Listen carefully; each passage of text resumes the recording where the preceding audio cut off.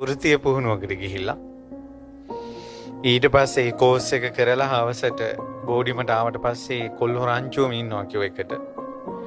ඊට පස්සේ මුන් ආපු ගමන් ඇඳේ පෙරළුණා. පෙරලිච්ච ගමන් ෆෝන් එකේ වීඩියෝ කෝල් ගන්න කිව්වා. මේ කෙල්ලෙක් එක අනේ බබා රත්තරනේ සුදූකි කිය කතා කරලා ඒක තිබ්බ ගමන් අනෙක් කෙල්ලට වීඩියෝ කෝල් එක කරනවා කිව්වා.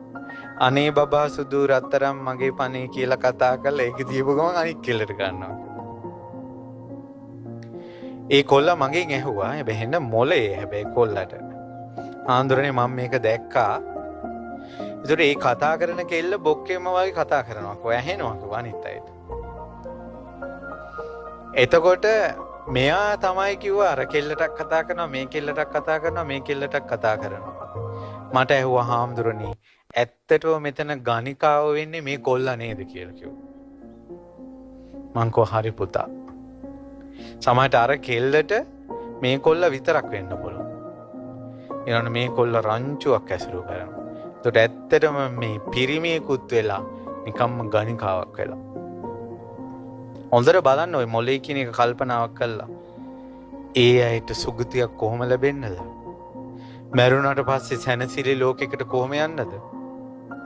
ඒ අයට සංසාරයේ ආදරයක් ලැබෙන්නේ කොහොමද?